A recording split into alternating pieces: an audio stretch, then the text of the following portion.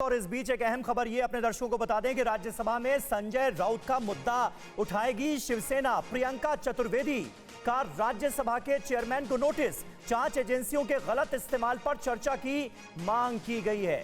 सुनिए।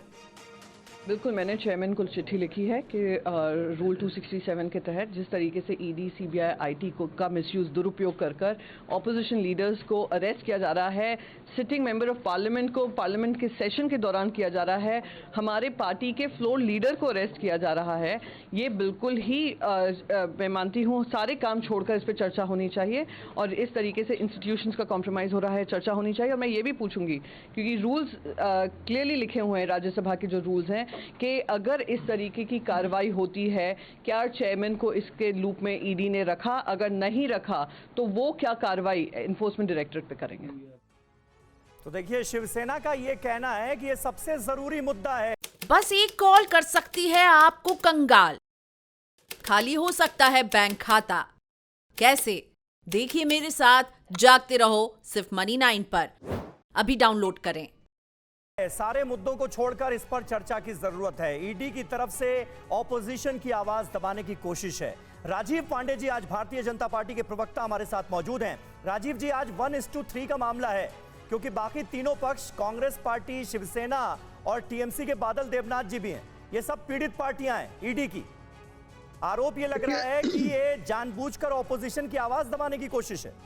देखिए, हर डिबेट में जब ही आप जाएंगे तो ये नहीं कहते कि जो हमारे पकड़े जा रहे हैं, जिन पे आरोप है, वो लोग दूध के धुले हुए हैं। ये नाम लेते हैं 3-4, मैं लिख रहा था, लोंडे जी हर डिबेट में लेते हैं। असम सीएम मुकुल रॉय, अनिल परब। देखिए, अनिल परब और प्रताप सरनाईक या यशवंत यादव के खिलाफ जो केस है वो एक स्टेज पर है। अनिल परब को भी अरेस्ट नहीं किया गया है, प्रताप सरनाईक को भी नहीं किया गया है। ईडी बहुत rarest of the rare case में जाकर के अरेस्ट करती है, पहले इसको समझना पड़ेगा। जितनी एफआईआर हुई, जितने लोगों पर कार्रवाई हुई, उसमें अरेस्ट कितने लोगों पर हुए हैं वो आपको देखना पड़ेगा। मुकुल राय के बारे में कह रहे थे वो तो फिर से वापस चले गए ममता बनर्जी के साथ। बात ये आती है कि इतना झूठ बोलने की कला है ना इनके पास। टीएमसी के एक प्रवक्ता एक चैनल पर बोल रहे थे कि ये जो 50 करोड़ रुपया मिला है और उनके क्लोज एसोसिएट से, मिनिस्टर के क्लोज एसोसिएट से ममता गवर्नमेंट में, ये बीजेपी वालों ने रख दिया था या ईडी वालों ने रख दिया। अब इस मूर्खता की तो मैं पराकाष्ठा है। अभी 3 एमएलए के पास पैसा मिला तो कह रहे हैं बीजेपी वालों ने दे दिया। अरे मतलब अगर पहली बार मैं देख रहा हूं कि अपने सबसे धूर विरोधी के राज्य में एक एमएलए को पैसा लेके भेज दिया गया और फिर पुलिस को बता दिया गया। 40 लाख 50 लाख पकड़ लेती है ममता बनर्जी की पुलिस। ऑपरेशन लोटस चल रहा था आपका। मेरी बात तो सुनिए ना, मैं क्या कह रहा हूं। नॉर्मली कांग्रेस विधायक पकड़े गए, वो पैसे बीजेपी वालों ने दिए थे। मैं वही कह रहा हूं, स्टेबलाइज करने की कोशिश थी। समीर जी, मेरी बात तो सुनिए ना। अगर ये घटना होती किसी और प्रदेश में जहां बीजेपी की होती, ये बात थोड़ा आर्गुमेंट कम से कम सस्टेन करता जी। अब ये पैसा लेकर के हमने ममता बनर्जी के स्टेट में भेज दिया। और बंगाल पुलिस, एक मिनट सुनिए, बंगाल पुलिस इतनी इंटेलिजेंट है कि 40-50 लाख तो पकड़ लेती है, लेकिन 50 करोड़ किसी के घर में रखा रहता है, इनको पता नहीं चलता। चलिए, पश्चिम बंगाल का मुद्दा उठा रहे हैं, बादल देवनाथ जी हमारे साथ जुड़े हुए हैं, उनसे पूछेंगे पार्थ चैटर्जी को लेकर के सवाल। करप्शन का पीक है। ठीक है सर, समझ गए, आपकी बात समझ गए हम। एक बड़ी खबर आ रही है, उसका रुख करें, लेकिन उससे पहले क्योंकि जो राजीव पांडे ने सवाल उठाए हैं पश्चिम बंगाल का, बार बार वो जिक्र कर रहे हैं। बादल देवनाथ जी, आपके पास आना चाहूंगी। पार्थ चैटर्जी से पूछताछ जारी है। 50 करोड़ कैश मिले सर, जो शायद हम सपने में भी नहीं सोच सकते थे। उतना कैश अलग अलग ठिकानों से मिल चुका है पार्थ चैटर्जी के करीबियों के अलग अलग ठिकानों से। जरा आप ये बताइए कि पार्थ चैटर्जी पूछताछ में कहते हैं कि ये मेरा पैसा नहीं है, ये पैसा तो किसी और का है और समय आने पर पता चल जाएगा ये पैसा किसका है। तो इसका मतलब हम क्या समझे? क्या टीएमसी के और नेता, खुद मुख्यमंत्री भी क्या ऐसे घोटाले में शामिल थी क्या? ये पार्थ चैटर्जी की पूछताछ में जो जवाब मिला उसके आधार पर मेरा सवाल है। इतना सवाल।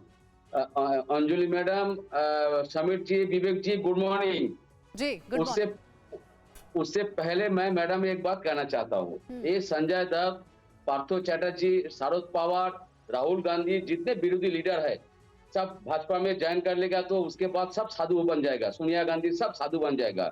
जैसे बंगाल में शुभेंदु अधिकारी टीएमसी से भाजपा में ज्वाइन किया, वो तो घोटाला किया, भ्रष्टाचार किया, पैसा दिया। आपकी पार्टी में है ना, ये अलग बात है कि कार्रवाई हुई है उनके ऊपर। एक लाइन मैडम, एक लाइन।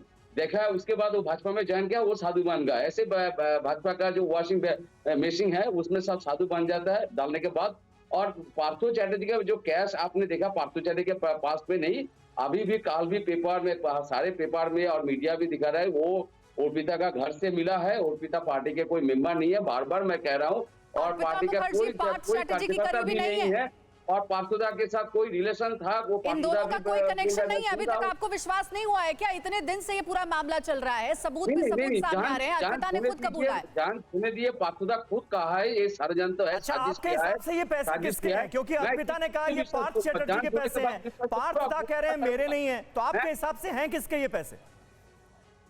किसका है पैसा जांच होने जा रहा है, 1 हफ्ता जाने दीजिए ना। अच्छा, दूध का दूध पानी का पानी हो जाएगा। और उससे पहले मैं फिर एक बार कहना चाहता हूँ, समीर जी, पूरे देश में जितना विरोधी है सब चोर है, और भाजपा के जितना नेता है, लीडर है, एक्ट्रेस है, सब साधु है। एक बात निकल कर सामने आई है देवनाथ जी, ईडी के छापे के बाद एक बात निकल कर एक एमपी टिकट मिलता है, कोई ठीक है, उसके लिए 100 करोड़ देना पड़ता है, ये देने के बाद सब मिलता है। ठीक है, लेकिन में लाखों को करोड़ रुपया का ग्रास मिलता है। और जम्मू कश्मीर, पंजाब में देखिए कितना माफिया। देवनाथ जी देखिए, आप सुनिए, आप अपनी बात कंप्लीट करिएगा। सुनिए देवनाथ जी, आप अपनी बात कंप्लीट करिएगा। एक बात जो निकलकर सामने आई है वो ये कि ईडी छापेमारी करती है और 50 करोड़ का कैश बरामद होता है। अब आप कह रहे हैं कि पैसा उनका नहीं है, तो किसी का नाम तो आपके जहन में होगा कि ये किसका हो सकता है। खैर, आप नहीं बताना चाहते, आप हमारे साथ बने रहिए। क्या आपने भी खरीद लिया है गलत शेयर? हो गया है भारी नुकसान? देखिए मेरे साथ 80-90 पूरे 100 सिर्फ Money9 पर अभी डाउनलोड करें।